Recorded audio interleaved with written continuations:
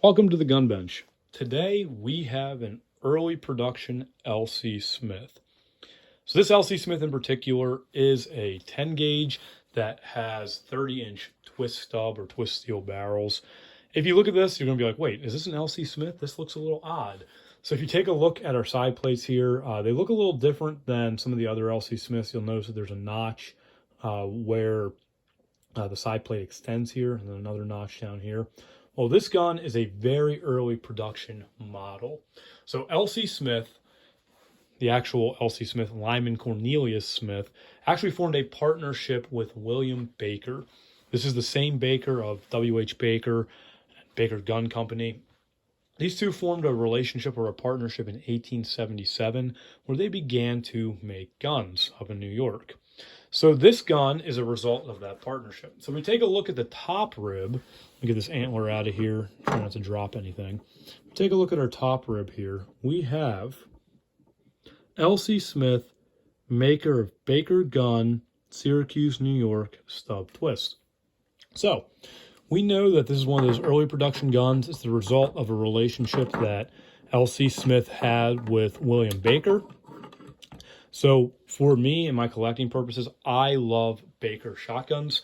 So when I saw this gun come up, I probably spent too much on it, but it is a Baker gun. Bakers are my favorite American-made shotguns, but it's also an LC Smith. So this gun in particular also caught my eye because not only is an early production LC Smith, it is also an interesting gun for how it opens.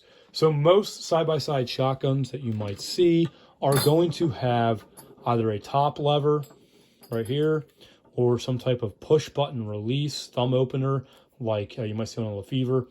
But this gun doesn't have either of those. So look there, there's no way to open it here on this back top strap. So what on earth is going on?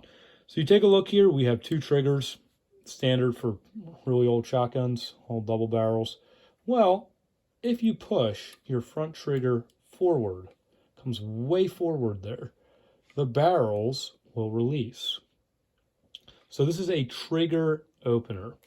So this 10 gauge not only is an early LC Smith, it's also an interesting gun in the fact that it opens using a trigger, which really spoke to me because I like old 10 gauges. I like Bakers. I was like, wait, this is a early LC Smith, so there's still a relationship there between Smith and Baker. So this gun spoke to me. I've shot it a few times. I took it for a round of 50 clays actually at Lehigh Valley Sportings Clays here in Pennsylvania a couple of weeks ago. I did all right with it. Took me a while to figure out where it was shooting. These old guns have a lot of drop in the stocks. Also, this gun, which is interesting to me, has a, let me see if I can move this, has a straight grip stock. Also has a steel butt plate. So most American guns, especially as you get later into production, have either a pistol grip or a Prince of Wales. This is a straight grip. You might also notice that this gun has no checkering whatsoever, but I believe this is the original stock. It also has no engraving. So this is a very, very basic LC Smith. So most of my guns, I have a few nicer and graded guns in my collection, but the majority of mine are working man guns because that is what I can afford. So this gun in particular, you have hammers, so 2 7/8 inch 10 gauge, like the majority of my 10 gauges, and it was made early with the LC Smith and Baker partnership. So when you talk about LC Smith, you'll see this patch I have here. So it says LC Smith Gun Club, established 1889 in Fulton, New York. This gun was made in Syracuse. And then the second iteration of LC Smith guns were also made in Syracuse. So for the first few years, from 1877 to the early 1880s, you have LC Smith and Baker working together. In 1880, you have a split where you have some of those people going and forming Ithaca Gun Company. During that time, you also have the formation of LC Smith, which are being made in Syracuse in about 1886, where they make a bunch of beautiful hammerless shotguns that are marked Syracuse. Then in 1889, as you see here, this date, you have Hunter Arms acquiring L.C. Smith. So those Syracuse-made guns are a little more desirable. I do have a gun made in the 1920s by Hunter Arms, still a beautiful gun, awesome American gun. But these Syracuse-made guns, not this one in particular, but that short range from like 1886 to 1889 are the ones that a lot of collectors go after. This one spoke to me just because I love Baker guns. I love 10 gauges. And with that L.C. Smith Baker connection, with the trigger opener and the 10 gauge all wrapped into one, this is something that really caught my eye. So I've been shooting on clays. I haven't taken it out hunting yet. It will go out eventually.